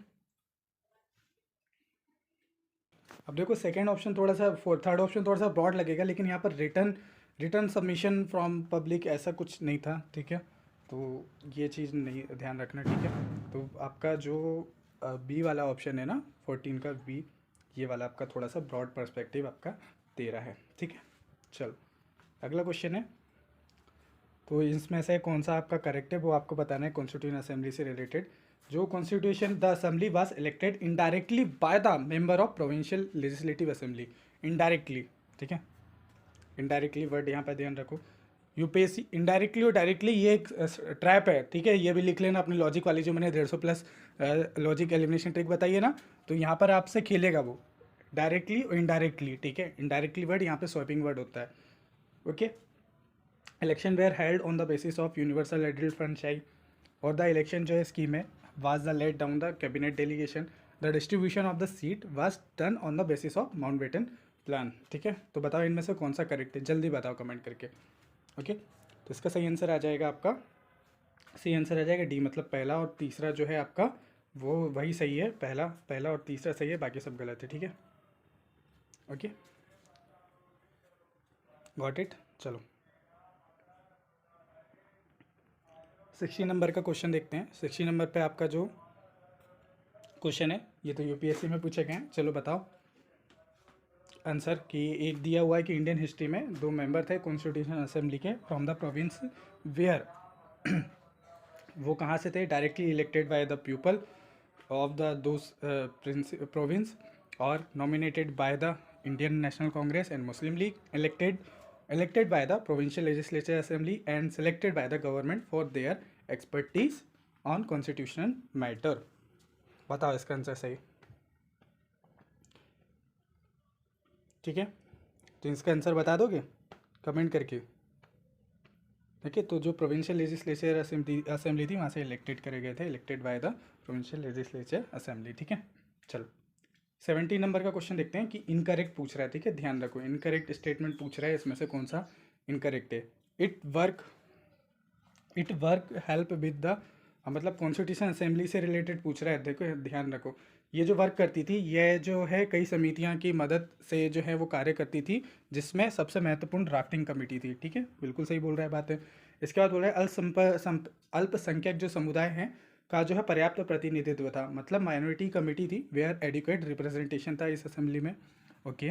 It was elected on the basis of universal adult franchise, है ना, जो आपका इसका चुनाव जो है सार्वभौमिक वयस्क मतदान के आधार पर जो है वो किया गया था, और इट्स इलेक्ट्रोल प्रोसेस जो है वास ऑन द जो है 6th शेड्यूल जो है उसके बेसिस पे अलाउ करी गई थी, और रेस्ट्रिक्ट किया गया था जो franchise basis on the tax, property and education, okay. तो पहले कमेंट करके बताओ, ओके। तो इसका जो सही आंसर होगा, मतलब कि पहले तो उसने इनकरेक्ट पूछा है, तो सी वाला जो है वो आपका इनकरेक्ट है, क्योंकि it was elected on the basis of universal adult franchise, तो ऐसा नहीं था, ठीक है, सार्वभौमिक वयस्क मताधिकार के बेसिस पे नहीं था। इसका मतलब बाकी ऑप्शन आपके सही आपको देखने को मिल जाएंगे, ठीक है। 16 का आंसर, और सॉरी 17 का आंसर आपका क्या रहेगा कि वो जो है सी आंसर आपका सही रहेगा, ठीक है। 18 का देखते हैं कि बी आर अम्बेडकर थे, वो इलेक्टेड हुए थे कॉन्स्टिट्यूशन असेंबली में, तो वो कहाँ से हुए थे, ठीक है। तो पहले हमको पता है कि कहाँ से हुए थे, और फिर बाद में कहाँ से हुए थे वो आप कमेंट करके बताना, ठीक है। चलो ये वाला क्वेश्चन भी इंटरेस्टिंग है, पढ़ो इसको पहले। ये पूछ रहा है कि भारत के संविधान के बारे में निम्न में से कौन सा कथन गलत है। यहाँ प्रांतीय विधानसभाओं के जो सदस्य द्वारा जो है अप्रत्यक्ष रूप से चुने गए सदस्यों से बनी थी, या इसका पहला जो सत्र है वो 9 दिसंबर इसमें हुआ था, या जो है प्रत्येक प्रांत में सीटों का जो है वितरण 3 मुख्य जो है समुदाय मुस्लिम लीग, मुस्लिम सिख और सामान्य के बीच में जो है उनकी जनसंख्या के अनुपात में किया गया था, या भारतीय राज्यों के प्रतिनिधियों का जो है चयन गवर्नर जनरल द्वारा किया गया था। अब ये चीज़ मैं बताया हूँ, बहुत अच्छे से बताया हूँ आप लोगों को। तो चलो बताओ पहले आंसर इसका। ठीक है, तो पूछ रहा है कौन सा करेक्ट नहीं है। ओके, कौन सा करेक्ट नहीं है पूछ रहा है, बताओ। ठीक है, तो डी ऑप्शन आपका जो है, मतलब कि फोर्थ ऑप्शन जो है वो आपका आपका जो है वो इनकरेक्ट है। ठीक है, नॉट करेक्ट है, बाकी सब सही है, तो इनको रट लो, बाकी के ऑप्शन आप लोग रट लो। ठीक है, चलो किन्होंने जो है कॉन्स्टिट्यूशन असेंबली को प्रेसाइड किया था, ओके बता दोगे। चलो बाकी ये एक्सप्लेनेशन वगैरह आपको मिल जाएंगे, आप देख लेना। चलो अब हम लोग जो है सुपरफास्ट एक्सप्रेस पकड़ने वाले हैं। तो यहाँ पर पूछ रहे जा रहा है कि जो फर्स्ट सेशन हुआ था वो कब हेल्ड हुआ था, तो बताओ कमेंट करके। ठीक है, चलो इसके बाद पूछा जा रहा है कि डॉक्टर राजेंद्र प्रसाद जी थे वो परमानेंट चेयरमैन इलेक्टेड हुए कब हुए थे, बताओ। उसके बाद फिर से पूछा जा रहा है कि कॉन्स्टिट्यूशन असेंबली थी प्रेसाइड ओवर बाय द जो है चेयर्ड करेगा था ओपन डे सेशन, तो बताओ इसके बारे में कमेंट करके। ठीक है, अब इजी इजी आ रहे हैं, वही वही रिपीट होंगे। ठीक है, इसके बारे में भी बताओ। अब आप लोग को वीडियो को पॉज करके इनको जो है वो देखना है। ठीक है, पूछ रहा है कि एडवाइजर काउंसिल मेंबर कौन थे, वो आप बता दोगे। अगला क्वेश्चन है आपके सामने, ये यूपीएससी का ही है। Consider the following statement regarding the formation of constituent assembly represented were जो है elected from the for community Hindu Muslim Sikh Christian, और उसके बाद जो है चेयरमैन जो है वो यूनियन कमेटी जो है वो यूनियन कमेटी के जो चेयरमैन थे वो सरदार वल्लभ भाई पटेल थे। तो आपको पता है कि संघ संभाला था नेहरू जी ने। ओके, तो ये गलत होगा, सेकंड स्टेटमेंट आपका गलत हुआ, ये वाला गया आपका। ठीक है अब आपको कमेंट करके बताना है कि कौन सा स्टेटमेंट इसमें सही होगा। ठीक है, ड्राफ्टिंग कमेटी में 8 मेंबर नहीं थे, ठीक है 7 मेंबर थे, तो ये गया आपका, ये गया। ओके, तो 3 गया, ये गया, तो फिर क्या बचा आपके पास, एक ही बचा। ये जो है ना ये गलत फॉर्म हुआ है इधर साइड। ठीक है, ऑप्शन ये गलत फॉर्म हुआ है, बस आप लोग इसको देख के बताइए कि क्या आंसर इसका जो है वो आना चाहिए। ठीक है, 27 का, या जो आपका ये है 26 है, 26 का क्या आंसर आना चाहिए, तो आपको बताना है। ठीक है, तो बेसिकली क्या पूछ रहा था, करेक्ट पूछ रहा है ना। अच्छा, करेक्ट पूछ रहा है, तो इससे केवल जो 3 वाला ऑप्शन है यही करेक्ट है, बाकी सारे आपको जो है वो इनकरेक्ट देखने को मिलेंगे। तो वो इनकरेक्ट क्यों है वो आपको कमेंट करके बताना है। ठीक है, इसके बाद अगला आपको देखने को मिल रहा है कितनी वुमेन्स थी उसमें, तो बताओ कमेंट करके। ठीक है, कॉन्स्टिट्यूशन असेंबली सेटअप करी गई थी अंडर द किस रिकमेंडेशन, किसके रिकमेंडेशन पे करी गई थी, कमेंट करके बताओ। इसके बाद जो है which of the following statement about the जो है अलादी कृष्ण स्वामी अय्यर थे, ड्राफ्टिंग मेंबर थे, तो उनसे रिलेटेड क्या है, कौन सा स्टेटमेंट आपका सही है, तो बताओ पहले कमेंट करके। ये आपके सामने पूरा क्वेश्चन रहा है। ठीक है, ये क्वेश्चन नंबर है आपका 29 का आंसर बताओ। ठीक है, आंसर इसका ए आएगा 1 और 2। ठीक है, बाकी आप देख लेना। उसके बाद जो अगला क्वेश्चन आ रहा है 30 नंबर का, तो आपको बताना है कि जो कॉन्स्टिट्यूशन असेंबली थी, जो थर्ड रीडिंग ऑफ जो, या जो थर्ड मीटिंग आप कह सकते हो, तो वो कब हुई थी, तो बताना है। मैंने स्टार्टिंग में जब आपको बताया था कि जब वो पूरी ड्राफ्टिंग कमेटी थी, तो मैंने आपको ये सेशन बताए थे, तो बताओ कमेंट करके। ठीक है, चलो चलो अब हम लोग देखते हैं। चलो अगला क्वेश्चन है कि हाउ मच टाइम जो है वो कितना टाइम लगा था हमारे संविधान को बनने में, तो बताओ इसका कमेंट करके। ठीक है, इसके बाद जो है 32 का जो है बताओ कि असेंबली में जो है आपकी हाउ मैनी सेशन जो है constitution assembly were held to prepare Indian constitution, तो कितने सेशन हुए थे, तो कमेंट करके बताओ। ठीक है, टोटल 12 सेशन जो है वो हुए थे। तो अब आपको बताना है कि जो गोपीनाथ जो बारदोली थे, which of the following recommendation जो है कमेटी मेक, तो इन्होंने इन जो है कौन सी शेड्यूल वगैरह बनी थी, मैंने आपको बताया हुआ हूँ, तो उसको पढ़ो पहले। ठीक है, वीडियो की थोड़ी सी क्वालिटी बढ़ा लेना। ओके, क्वेश्चन नंबर है आपका 33। ठीक है, तो इसका 2 और 3 इसका आंसर आ जाएगा, मतलब कि आपका जो कॉन्स्टिट्यूशन डिस्ट्रिक्ट काउंसिल जो है ऑटोनोमस डिस्ट्रिक्ट इन असम, और जो आपका आपका 3rd नंबर का शेड्यूल जो है सिक्स शेड्यूल जो है नॉर्थ ईस्ट फ्रंटियर में जो है लाई गई थी फॉर ट्राइबल और एग्जीक्यूटिव एरिया के लिए। ध्यान रखो, आपको बस इतना ध्यान रखना है कि जो गोपीनाथ बारडोली थे ये सिक्स शेड्यूल से रिलेटेड थे, ट्राइबल एरिया से रिलेटेड थे, ठीक है। तो चलो, not a member of drafting committee, तो मैंने आपको ऊपर बताया था, ट्रिक से मैं आपको याद भी करवाया, तो कौन मेंबर नहीं थे इसमें से आपको बताना है, ठीक है। BN राव नहीं थे क्योंकि एडवाइज़र थे ये, तो ध्यान रखो, ठीक है। कितने मेंबर थे ड्राफ्टिंग कमेटी में, बताओ, ठीक है, बता दोगे, भरोसा है इतना तो मुझे। चलो, विच ऑफ द फॉलोइंग जो है drafting member of drafting committee of the constitution, तो कौन थे ड्राफ्टिंग कमेटी के मेंबर इसमें से, बताओ, ठीक है, बता दोगे। इसके बाद जो है under the chairmanship of drafting committee, तो constituent assembly setup and what are date, constituent assembly कब सेटअप हुई थी और कौन सी डेट थी, ठीक है। डेट इसलिए इंपॉर्टेंट है, मैंने स्टार्टिंग में आपको इसलिए डेट रटवा दी थी। अब आप बताओ, डायरेक्ट क्वेश्चन लगाता तो आप ये भौचक्के हो जाते ही देख के, बट लेकिन अब आपके पास तो कोई एक्सक्यूज़ नहीं है कि सर हमको तो पता नहीं था कि कैसे याद करें कैसे याद नहीं करें, तो मैंने तो आपको ऊपर पहले ही बता दिया। ओके, तो अब नहीं होना चाहिए ये चीज़, है ना। आप लोग बहुत सारे बहाने बनाते हैं, इसलिए मैंने वही चीज़ रटवा ली जो ऑलरेडी आती है एग्जाम में, बार बार आ रही है। और वो ऐसा नहीं है कि अभी आप लोगों ने 2-3 क्वेश्चन देख लिए होंगे डेट पे, 2-3 नहीं, कितने क्वेश्चन देख लिए होंगे, ठीक है। अब ये एक्सक्यूज़ मत बनाना कि चीज़ें कैसे याद करें क्या नहीं याद करें, ये याद करने के लिए ही लेक्चर हैं आपके। Okay, not a member of draft committee, इसमें से कौन सा मेंबर नहीं है, ट्रिक बताया हूँ मैं, वो ट्रिक कमेंट कर दो और उसके सारे मेंबर्स के नाम लिख लो, ठीक है। देखो, वही रिपीट हो रहा है, ठीक है, इन सबके। चलो, अगला क्वेश्चन है आपके सामने कि किसने चेयर करा था कि committee appointed by the constituent assembly and final lies the fundamental right of Indian citizen, तो किसने बताया था ये बताओ, मैं बताया हुआ हूँ ऊपर, ठीक है। Who was the chairman of the committee and fundamental right and constituent assembly, किस कौन थे फंडामेंटल राइट की कॉन्स्टिट्यूएंट असेंबली के, बता दोगे आप लोग आराम से कमेंट करके, ठीक है। जो एडवाइजरी कमेटी आपकी, chairman of advisory committee and fundamental right, देखो यहाँ पर थोड़ा सा चेंजेस हो जाता है, ठीक है। तो कमेंट करके बताना है कि कौन थे advisory committee of fundamental right के, ठीक है। बताओ बताओ बताओ, कमेंट करके बताओ, ठीक है। आंसर वैसे सेम ही है, वल्लभ भाई पटेल ही है। ओके, चलो, आपको बात करना है कि question who was the chairman of the provisional constitution committee जो है कॉन्स्टिट्यूएंट असेंबली के, तो वो कौन थे, ठीक है, सरदार वल्लभ भाई पटेल थे। Okay, who was the chairman of advisory committee of fundamental, वही हो गया, रिपीट हो रहा है क्वेश्चन, ठीक है। ऊपर वाला क्वेश्चन वही तो नहीं आएगा क्या वापस, नहीं, अलग क्वेश्चन है, CDS में भी आया हुआ है, ठीक है। चलो 46 पे पूछ रहा है who was the chairman of union committee, union constitution committee के कौन थे चेयरमैन, ठीक है, तो बताना है आपको। अब देखो, थोड़ा सा नॉइस आ रहा होगा, आप लोग अवॉइड करिएगा, बाकी क्वेश्चन जो है उसको अटेम्प्ट करने पे ध्यान दो, ठीक है। 47 पे देखें हम लोग, 47 पे पूछ रहा है लिस्ट 1 को लिस्ट 2 से मिलाना है। आई होप आप लोग मिला लोगे, बढ़िया से आप लोग वीडियो का पॉज करो और आंसर दो इसका, ठीक है। इसको आंसर दे दिया तो मैं समझ जाऊँगा कि आप लोगों को कमेटी और उससे रिलेटेड जो भी पर्सनैलिटी है वो याद हो चुकी है, ठीक है। चल, अब यहाँ पर बताओ कि फ्लैग कमेटी जो थी वो किसने संभाली थी, फ्लैग कमेटी किसने संभाली थी, ठीक है। चलो, who was the chairman of the union constitution committee, तो ये कमेटी के क्वेश्चन आ रहे हैं। अब तो मुझे लगता है कि कमेटी से रिलेटेड क्वेश्चन आपके कभी गलत नहीं होने चाहिए, होना ही नहीं चाहिए एनी हाउ, इसको दोबारा रिवाइज कर लेना, ठीक है।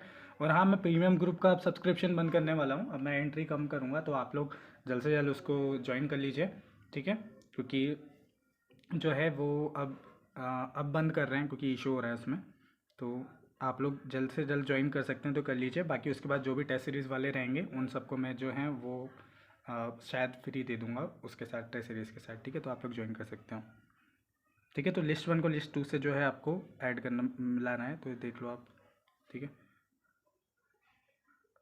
वीडियो को पॉज करो और इसका आंसर बताओ कमेंट करके। इसके बाद जो है अगला क्वेश्चन है हु प्रपोज द प्रीएम्बल जो है before the drafting committee of the constitution, तो वो किसने करा था, कमेंट करके आपको बताना है, ठीक है।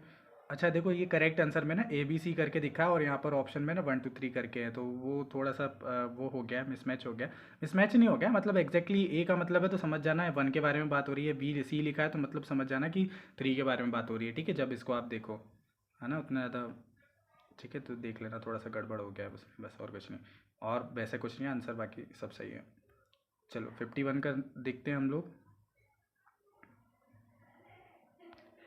ठीक है। 51 का आपको आंसर कमेंट करके बताना है किसने जो है प्रीएम्बल जो है बिफोर द ड्राफ्टिंग कमेटी जो है कॉन्स्टिट्यूशन में प्रस्तुत करी थी। ईजी है, इजी इजी कैटेगरी में डाल दूँ इसे मैं।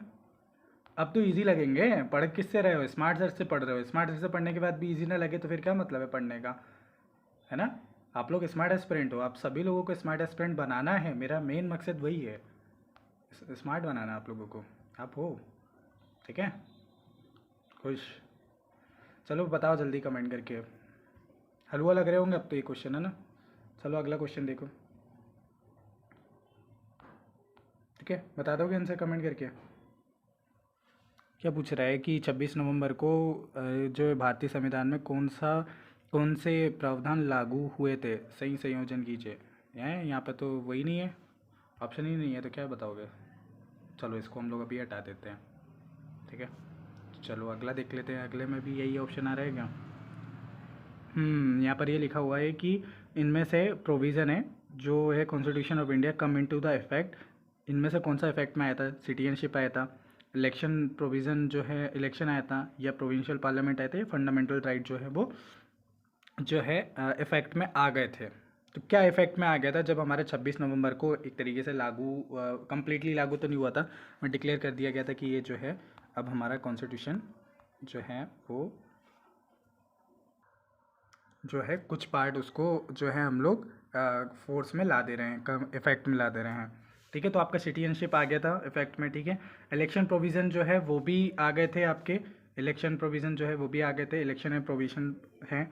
और जो अगर देखा जाए कि जो फंडामेंटल राइट है विच वेयर नॉट इफेक्टिव देन, तो मतलब फंडामेंटल राइट उस टाइम पे नहीं इफेक्टिव हुए थे। तो आंसर आपका आ जाएगा इसमें 1, 2 एंड 3। ओके, आपका 54 का क्वेश्चन है, इस वही सेम क्वेश्चन ही है, रिपीट ही हुआ है क्या, सेम ही तो नहीं लिख दिया, वही सेम क्वेश्चन है।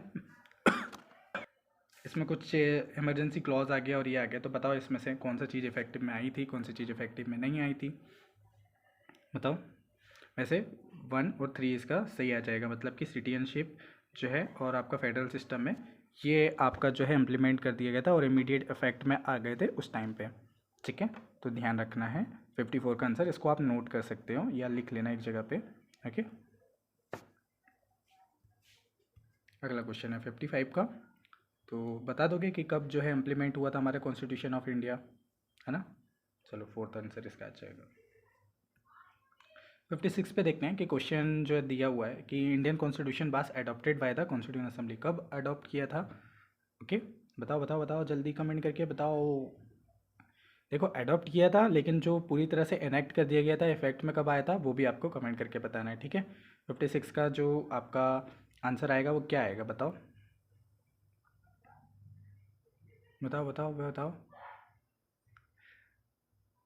देखो इसमें क्या पूछा है, Indian constitution was adopted by the constitution assembly, adopted, okay. थोड़ा सा ट्विस्ट है यहाँ पे, तो इसमें ना आपका ये 26 नवंबर नहीं आएगा, इसका सही आंसर आएगा आपका 2 अक्टूबर जो है 1949 को, ठीक है, ओके। वो इसलिए बोल रहा हूँ क्योंकि अच्छा अच्छा देखो, ऑलरेडी वो एडॉप्टेड वाला भी आंसर यही है ना, ठीक है। 26 नवंबर को हम लोगों ने देखा था कि जो इम्प्लीमेंट हुआ था वो 26 जनवरी को हुआ था, लेकिन जो अडॉप्ट किया था जिसको संविधान दिवस के बेसिस पे बनाते हैं, तो ये आंसर आ जाएगा, ठीक है। तो बाकी जो डेट है ना वो डेट ही गलत लिखी हुई है, तो कोई मतलब नहीं है उसका, है ना। एक्सप्लेनेशन में थोड़ा सा नीचे देखोगे तो वहाँ पर गलत टाइप हो गया, बाकी आप ध्यान रख लेना, ठीक है। चलो अब देखो 26 जनवरी को जो एनेक्टेड किया गया था, तो वो कौन सी असेंबली, असेंबली, हाँ मैंने आंसर ही बता दिया, ठीक है। चलो इसका आंसर बताओ आप कमेंट करके। 26 जनवरी को चूजन है inauguration of the date of the constitution, option कौन सा जो है इसमें से आपका जो है सही है, और कौन से ऑप्शन है, हाँ तो पूछ रहा है it was considered the auspicious, मतलब कि इसको शुभ माना गया था, या क्विट इंडिया मूवमेंट जो है स्टार्टेड हुआ था ऑन द दिस डे, या क्या जो आप देखो कि जो Congress had observe as a independent day जो है 1930 को जो है इंडिपेंडेंट डे की तरह ऑब्जर्व किया जाता है, ओके।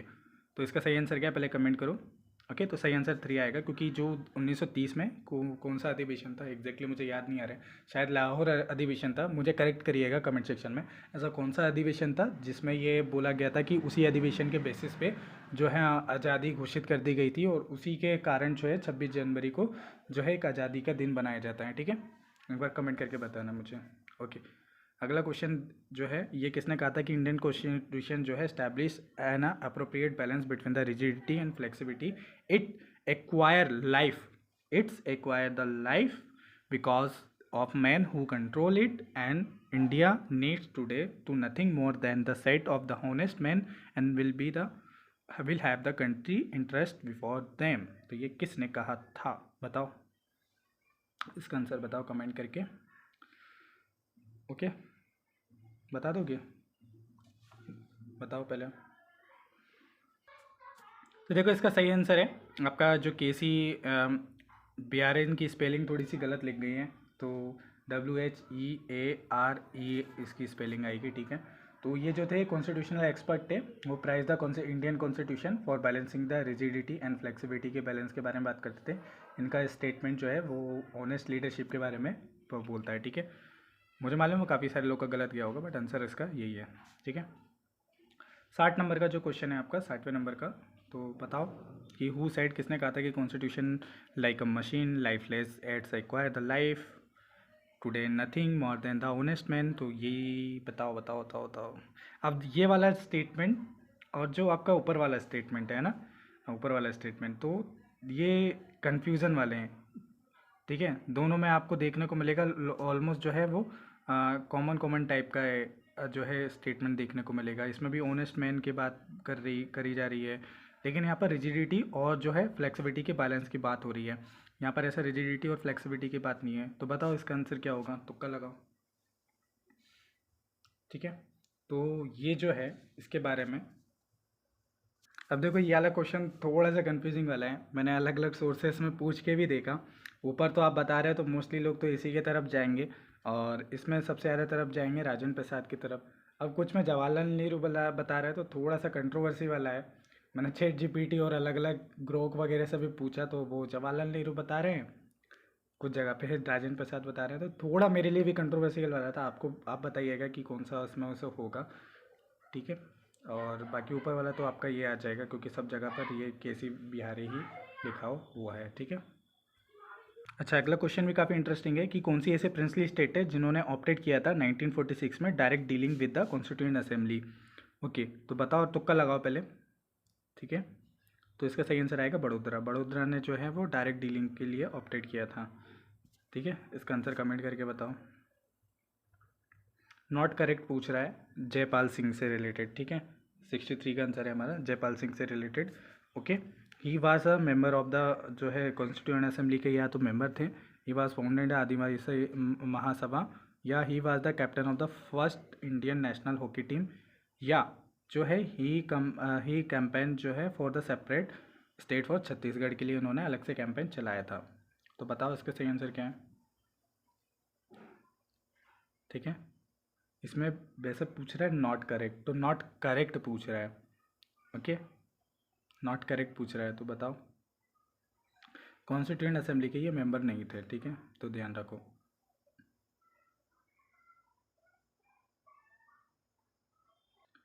सॉरी, एक चीज़ ध्यान रखो, नॉट करेक्ट पूछ रहा है ना, तो यहाँ पर जो इन्होंने कैंपेन चलाया था छत्तीसगढ़ को सेपरेट करने के लिए, तो कितना एक्सट्रीम जा रहा है ये वाला स्टेटमेंट, तो ये कैसे हो सकता है, तो ये इनकरेक्ट होगा, बाकी सब सही है। ठीक है, बाकी सब पॉजिटिव साउंड दे रहा है, ये एकदम से अलग से बोल दे रहा है कि भाई तुम सेपरेट कर रहे हो छत्तीसगढ़ के बारे में, सेपरेटिज्म को आप बढ़ावा दे रहे हो, तो ये गलत हो जाएगा। ठीक है, which one of the following is not a true regarding the membership of constituent assembly. तो मोहम्मद अली जिन्ना जो है was a member, Jawaharlal Nehru जो है वाज अ मेंबर, मौलाना अब्दुल कलाम जो है वो वाज अ मेंबर, वल्लभ भाई पटेल वाज अ मेंबर। तो नॉट ट्रू बोल रहा है, नॉट ट्रू। कौन सा ट्रू नहीं है, बता दोगे इसका आंसर तो। ठीक है, क्वेश्चन जो है not a member of constituent assembly, तो वही रिपीट हुआ है शायद, है ना, रिपीट ही हो गया क्वेश्चन। इसमें बताओ कि was a non Congress member जो है कॉन्स्टिट्यूएंट असेंबली में, ऐसे कौन से थे नॉन कांग्रेस मेंबर। ठीक है, आंसर आएगा 2। इसके बाद who said the constituent assembly was the Congress and Congress was India. किसने कहा था कि कांग्रेस जो है कॉन्स्टिट्यूएंट असेंबली जो है वो कांग्रेस है और कांग्रेस वाज इंडिया। किसने कहा था ये चीज़ बताओ बताओ बताओ बताओ बताओ।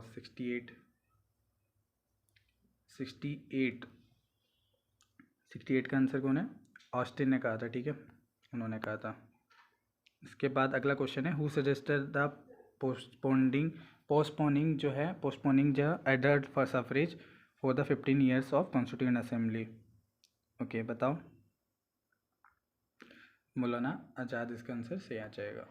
तो यहाँ पर कुछ लिस्ट दी है, आप लोगों को मैच करना है कि first president of the constituent assembly कौन थे। ओके, फिर original in the only Congress member of drafting committee.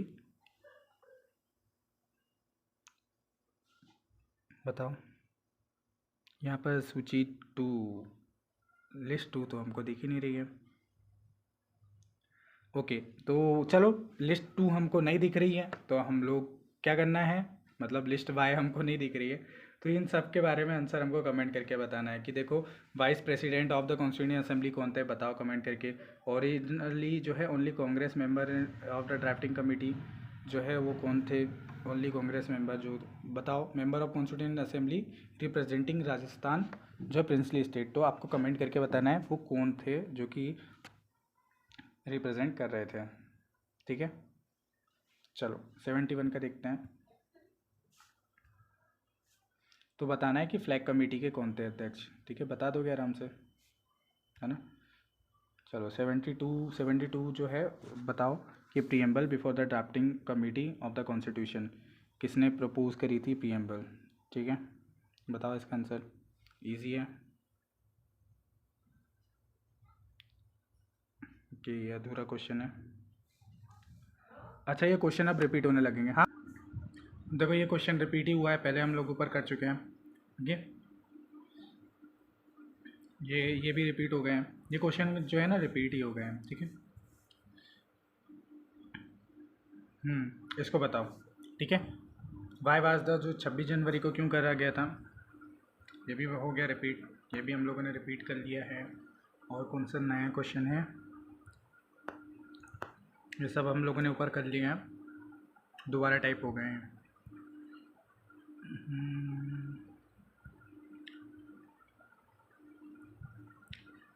Okay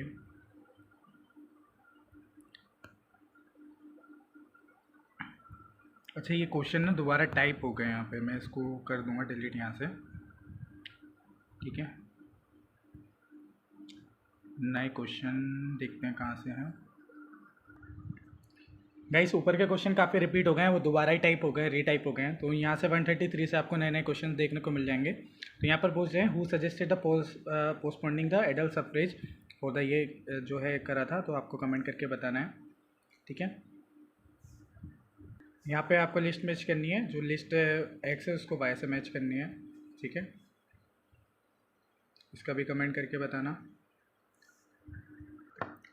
अच्छा तो गाइस इसका आंसर आप लोग कमेंट करके बताइए। इसके बाद क्या करूँगा कि इसके बाकी के क्वेश्चन जो है ना आप लोग इसके पीडीएफ को कर लेना, इसमें कुछ करेक्शन बचा हुआ है, अभी मैंने देख पाया, मैंने उस टाइम पे नोटिस नहीं कर पाया था, तो वो कुछ करेक्शन करके बाकी क्वेश्चन आप जो है वो इसके पीडीएफ से लगा लीजिएगा, ठीक है। तो चलिए अब नेक्स्ट सेशन में मिलते हैं हम लोग। नेक्स्ट सेशन में भी हो सकता है साइलेंट फीचर ले लें, या मैं केवल इंपॉर्टेंट प्रीएम्बल ले लूँगा, शेड्यूल ले लूँगा आपके, और जो आपका जो जहाँ जहाँ से क्वेश्चन आते हैं फंडामेंटल राइट वगैरह, वहाँ से क्वेश्चन हम लोग लेते हुए रहेंगे, ठीक है। तो चलिए अब हम लोग सेशन को एंड करते हैं। आई होप ये वीडियो आप लोगों के लिए इंपॉर्टेंट रहा होगा, बेनिफिशियल रहा होगा। तो चलिए मिलते हैं नेक्स्ट वीडियो में, तब तक के लिए खुश रहिए, मुस्कुराते रहिए।